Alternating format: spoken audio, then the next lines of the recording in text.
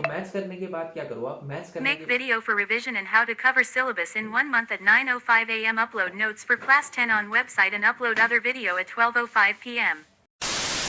Hello दोस्तों, welcome to Main Point Study. I hope आप सारे के सारे ठीक हो। तो मैं हँसी इसलिए रहा हूँ क्योंकि अभी मैं वीडियो बना रहा था, ठीक है, फ़ोन से वीडियो बना रहा था, तो एकदम से मेरा टाइम टेबल जो मैंने फ़ोन में एक टू डू ऐप करके है, उसमें टाइम टेबल सेट कर रखा था, तो वो बच गया।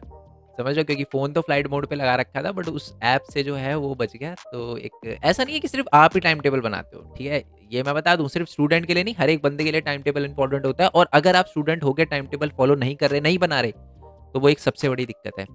ठीक है? बेसिकली टाइम टेबल अगर आप नहीं बनाते ना, तो 2 प्रॉब्लम आती है। एक तो पहले आपका ना पूरा का पूरा फ़ोकस नहीं रह पाता किसी सब्जेक्ट पे। देखो, एग्ज़ाम में 1 महीने रह गए हैं, है ना? हमारी सबसे बड़ी दिक्कत पता है इस टाइम क्या होती है? हम मैथ्स करते हैं तो साइंस का डर, साइंस करते हैं एसएसटी का डर, एसएसटी करते हैं हिंदी का डर, हिंदी करते हैं इंग्लिश का डर, है ना? और इंग्लिश करते हैं फिर मैथ्स का डर। तो ये ना, एक सब्जेक्ट पढ़ रहे हो, दूसरे पे फ़ोकस रह रहा है कि यार ये भी करना है, वो भी करना है। तो एक ये सबसे बड़ी प्रॉब्लम रहती है। बट अगर आप टाइम टेबल बना बना रखा है, अपना टाइम टेबल, तो आपको पता है यार मैं अभी मैथ्स कर रहा हूँ, पूरा फ़ोकस मेरे को मैथ्स पे करना चाहिए क्योंकि मैंने साइंस के लिए अलग से टाइम निकाल रखा है, या हिंदी के लिए अलग से, इंग्लिश के लिए अलग से, एसएसटी के लिए अलग से टाइम निकाल रखा है। तो ये डर आपके दिमाग से एकदम खत्म हो जाता है। समझ रहे हो? तो पहले तो आप अच्छे से फ़ोकस कर पाते हो, और रिटर्न ऑन एनर्जी जो है ना, वो अच्छा मिल पाता है आपको। इसका मतलब क्या है कि अगर आप टाइम टेबल में आपने साइंस सेट कर रखा है कि इतने बजे से इतने बजे तक टाइम टाइम जो है वो साइंस का है, और आप साइंस पढ़ते हो, तो साइंस की चीज़ों को जो भी आप पढ़ रहे हो अच्छी तरीके से आपके दिमाग में आ पाएगी, समझ आ पाएगा आपको। आपको है ना बार-बार मैथ्स के बारे में सोचने की ज़रूरत नहीं पड़ेगी, है ना? तो रिटर्न ऑन एनर्जी आपको अच्छा मिल पाएगा। ठीक है जी? और एक बात कही जाती है कि ये एक बुक है, ईट दैट फ्रॉग, बहुत ही तगड़ी बुक है। मैंने पता नहीं कितनी बार इसकी तारीफ़ कर रखी है। इसमें एक सिंपल रूल है, दैट इज़ 6 पी। और 6 पे क्या कहता है? Proper prior planning prevents poor performance. तो अगर आप प्लानिंग करके चलते हो ना किसी चीज़ की, तो वो आपको पुअर परफॉर्मेंस से बचाता है। तो इसलिए टाइम टेबल बनाना बहुत इंपॉर्टेंट है ना? और देख ही चुके आप, टाइम टेबल जो है वो सब बनाते हैं, मैं भी बनाता हूँ, तो टाइम टेबल बनाना इंपॉर्टेंट है। अब टाइम टेबल बनाना कैसे है आपको, ठीक है? टाइम टेबल बनाना कैसे है, उससे पहले मैं एक और बात बता दूँ आपको, वो बहुत इंपॉर्टेंट है। देखो, आप कितना भी तगड़ा टाइम टेबल बना लो, अगर आप किसी बहुत तगड़े बंदे से भी पूछोगे ना, और वो आपको टाइम टेबल बना के देगा, उस टाइम टेबल की वैल्यू ज़ीरो रह जाएगी। इस वीडियो की वैल्यू एकदम ज़ीरो रह जाएगी, अगर आपने टाइम टेबल को तगड़ी तरीके से फॉलो नहीं किया तो। ठीक है? लेट्स अज़्यूम कि मैं आपको बोलूँ कि आधे घंटे में टाइम टेबल बनाओ। मैं सच बता रहा हूँ, आप जो आधे घंटे सोचकर टाइम टेबल बनाओगे ना, वो बहुत तगड़ा होगा। बट दिक्कत स्टार्ट होगी कल से, जब आप इस टाइम टेबल को फॉलो करने बैठोगे। ठीक है? तो टाइम टेबल बनाना बड़ी बात नहीं होती है, टाइम टेबल को फ़ॉलो करना बड़ी बात होती है। और अगर आप टाइम टेबल को अच्छे से फ़ॉलो करना चाहते हो ना, तो ये बात याद रखना कि टाइम टेबल को स्ट्रिक्ट बनाने की ज़रूरत नहीं है, टाइम टेबल को स्ट्रिक्टली फ़ॉलो करने की ज़रूरत है। अच्छे से फ़ॉलो करने की ज़रूरत है, क्योंकि पता है बहुत सारे बच्चे क्या होते हैं, मान लो वो 6 बजे उठते हैं, स्कूल वगैरह जाना होता है, तो अभी 6 बजे उठते हैं। वो टाइम टेबल बनाते हैं कि साढ़े 3 बजे उठूँगा और फिर पढ़ना शुरू करूँगा। दोस्त, बहुत ही, और आज मैंने देखा यूट्यूब पे लोग बोल भी देते हैं कि साढ़े 3 बजे से टाइम टेबल बनाओ, ठीक है? क्योंकि बोलने में कुछ जाता नहीं, वो तो राय देते हैं, बच्चों को फिर लगता है कि हाँ जी, ये बोल रहे हैं तो साढ़े 3 बजे उठना ही पड़ेगा। और फिर साढ़े 3 बजे उठ नहीं पाते, उठते वही 6 बजे हैं, या मैक्सिमम साढ़े 5 बजे उठ जाता है बच्चा। अगर उसने सोचा है कि यार अभी 6 बजे उठता हूँ, तो साढ़े 5 बजे उठ जाता है बच्चा। बट उसकी दिन की शुरुआत ही डिमोटिवेशन से होती है। क्यों? क्योंकि उसे लगता है यार साढ़े 3 बजे सोचा था, अब साढ़े 5 बजे उठ रहा हूँ।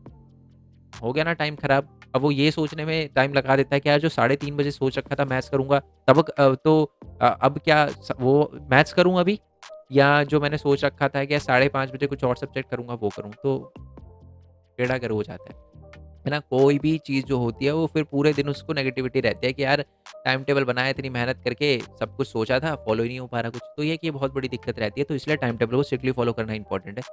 कन्वीनिएंट बनाओ, अपने लिए बहुत बढ़िया टाइम टेबल बनाओ, ज़्यादा आपको हेक्टिक बनाने की ज़रूरत नहीं है, बट अच्छे से फॉलो करना है, ठीक है?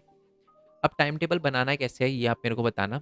मैं आपको बताऊँगा, और आपने अगर अपना टाइम टेबल बना रखा है ना, तो आप मेरे को नीचे कमेंट बॉक्स में बताना। अब देखो, मैं आपको बताता हूँ टाइम टेबल बनाना कैसे। देखो, जब भी आप टाइम टेबल बनाते हो ना, मैं देखो एग्ज़ैक्ट टाइम तो नहीं बताऊँगा, अप्रॉक्सिमेटली आपको बताऊँगा, क्योंकि देखो अगर मैं आपको एग्ज़ैक्ट बताऊँगा ना, तो आप मेरी तरीके से सोचोगे। मेरे कहने का मतलब है, लेट्स से जो मेरे को एसएसटी बहुत ईज़ी लगती है, मैं कहूँगा आधा घंटा लगाओ एसएसटी कर कुरा के खत्म करो।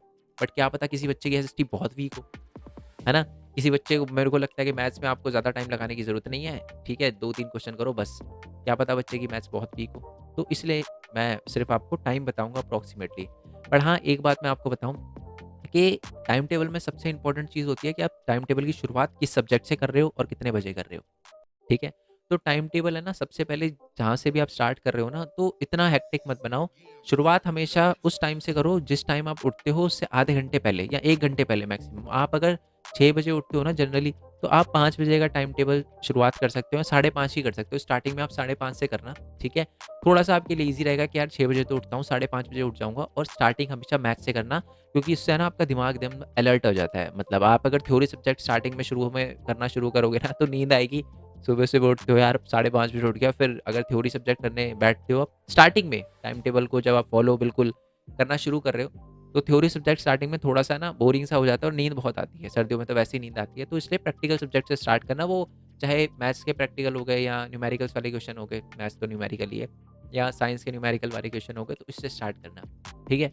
उसके बाद स्कूल, हम जानते हैं कि आप स्कूल वगैरह जाते हो। स्कूल में ना एक चीज़ मैं आपको बोलना चाहूँगा कि आप है ना क्या कर सकते हो कि जो भी आपने बाद का टाइम टेबल बना रखा है, मान लो आपने सोचा है कि स्कूल के बाद ये, तो उसमें से थोड़ी-थोड़ी चीज़ें आप करो। मैं समझाता हूँ। मान लो आपने सुबह मैथ्स कर ली, मैथ्स में आपको लगे कि यार 10-20 फ़ॉर्मूले हैं, ये मैं ना शाम को करूँगा। बट अगर यही आप 10-20 फ़ॉर्मूले या जो भी चीज़ आपको याद करनी है, चाहे वो साइंस के न्यूमेरिकल्स के फ़ॉर्मूले वगैरह जो भी चीज़ हो, वो आप अगर अपने स्कूल में एक पेपर पे लिख लोगे और अपनी पॉकेट में डाल लोगे, और जब भी आपको 2-3 सेकंड भी मिले, 2-3 मिनट मिले, तब भी उठा के उसको रीड करोगे ना, एक बहुत बढ़िया एक एक फ़ीलिंग आती है। मैं आपको बता दूँ, इससे ना आपको ये रहता है कि यार आप टाइम से आगे चल रहे हो। आपने जो टाइम टेबल बनाया, आपने सोचा कि मैथ्स के न्यूमेरिकल्स बाद में करूँगा, और मतलब जो फ़ॉर्मूले हैं बाद में करूँगा, आप पहले करते हो ना, तो कॉन्फिडेंस रहता है कि हाँ यार, मैं टाइम से थोड़ा आगे चल रहा हूँ। मैं टाइम टेबल को और अच्छी तरीके से फ़ॉलो कर रहा हूँ, तो एक मोटिवेशन आता है। तो इसलिए मैं आपको बोलूँगा कि आप जो भी आप कर रहे हो या जो भी आपको करना है, उसका 2-3% मान लो फ़ॉर्मूले वगैरह लिखने हैं आपको कि शाम को करूँगा उसे लर्न, पहले ही पेपर पे लिख के पॉकेट में डाल लो, पूरे दिन उसे स्कूल में देखते रहो, लर्न वैसे ही हो जाएगा, है ना? या नहीं भी होगा लर्न, तो एक मोटिवेशन रहेगी कि हाँ यार, मैंने ट्राई तो किया था।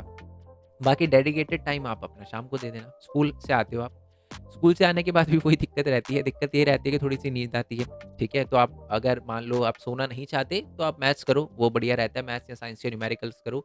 बट जब शाम का टाइम आ जाए ना, तो आपका दिमाग बिल्कुल अलर्ट है। अब आपको पता है कि यार अब पढ़ना है। तो उस टाइम में आप क्या कर सकते हो, थ्योरी वाले सब्जेक्ट उठा सकते हो, चाहे एसएसटी हो, ठीक है? चाहे वो आपका साइंस हो, चाहे आपका हिंदी हो, इंग्लिश हो, और उसको बिल्कुल एंड तक लेकर जा सकते हो, ठीक है? साइंस में कुछ बच्चे ज़्यादा टाइम लगाते हैं, तो ट्यूशन से मान लो ट्यूशन भी जाते हो, ट्यूशन से आने के बाद 2-3 घंटे आप, या 2 घंटे साइंस में लगा सकते हो। उसके बाद 1 डेढ़ घंटा आप एसएसटी में लगा सकते हो, और याद रखना इंग्लिश हिंदी में भी लगाना। कुछ बच्चे बिल्कुल इंग्लिश हिंदी पढ़ के ही नहीं जाते, ठीक है? और फिर वही एंड में वही दिक्कत, एग्ज़ाम से पहले, बोर्ड एग्ज़ाम से पहले, या जो भी आपका 9th है, 11th है, 12th है, एग्ज़ाम से पहले ये दिक्कत रहती है कि जी यार, इंग्लिश पढ़नी है 5 दिन, फिर पूरा इंग्लिश पढ़ते हो आप। फिर वही टाइम टेबल अच्छे से बन नहीं पाता, क्योंकि साइंस, और फिर जब पूरा इंग्लिश पे फ़ोकस होता है, फिर साइंस पे नहीं रह पाता। तो इसलिए दिन में आप आधे 1 घंटे भी, ज़्यादा नहीं बोल रहा, आधे घंटे इंग्लिश पढ़ो, आधे घंटे हिंदी पढ़ो। उससे क्या होता है, 2 फ़ायदे होते हैं। एग्ज़ाम से पहले ना आपको ये नहीं रहता कि यार मैंने इंग्लिश का कुछ करा ही नहीं, कुछ तो करा होता है। 20-30% भी सिलेबस कंप्लीट होता है, तो बहुत एक बढ़िया रहता है। हिंदी में भी सेम बात बोलना चाहूँगा, बट एसएसटी भी अच्छे से करना, और एसएसटी भी आप वीडियो फॉर्मेट से करोगे तो ज़्यादा अच्छा रहेगा। और जब फिर रात का टाइम हो जाए, 8-9 बजे हो जाए, और आपको लगे कि सोना है आपको, और आपको लगे कि यार थोड़ा बहुत मैं भी पढ़ सकता हूँ, है ना? तो उस टाइम भी मैथ करो आप। क्योंकि मैथ्स आपको सबसे बड़ी बात है कि आपको फ़ोकस रखता है, नींद कम आती है मैथ्स में, थ्योरी सब्जेक्ट में ज़्यादा नींद आती है, ठीक है? आप अगर मान लो कि एसएसटी करने बैठते हो, कान में रीड लगा के बैठते हो, बेड पे बैठते हो, फिर ऐसे लेटते-लेटते पूरी बेड की ऐसे शेप चेंज आती है, पूरा नीचे की तरफ हो जाते हो आप, ठीक है? और सोने लग जाते हो, तो ये रहता है। बट आप अगर अलर्ट माइंड से शाम को करते हो एसएसटी वगैरह, तो ज़्यादा अच्छा रहता है। तो अगर आप मैथ्स करोगे बिल्कुल जब आपको नींद आए, तो वो ज़्यादा बेटर रहता है। तो ऐसा टाइम टेबल कुछ ऐसा बनाना आप, ठीक है? और अपना टाइम टेबल नीचे कमेंट बॉक्स में बताना। और आप ये भी बताना कि आपका वीक सब्जेक्ट कौन-सा है, और इसलिए आप वीक सब्जेक्ट पे कितना टाइम दे रहे हो, कितना नहीं दे रहे, वो भी बताना, जिससे बाकियों की भी हेल्प हो पाए। ठीक है जी? और अपना टाइम टेबल नीचे कमेंट बॉक्स में ज़रूर बताना। ओके? बाकी जी मिलते हैं नेक्स्ट वीडियो में, ठीक है? अगर ये वीडियो अच्छी लगी हो, तो वीडियो को लाइक कर देना, चैनल को सब्सक्राइब कर देना, और आप ही की वजह से चल रहा है चैनल, तो उनके लिए पहली बात तो मैं बता दूँ यार, थैंक यू सो मच। 200 के कभी सोचा नहीं था कि 2 लाख हो गए।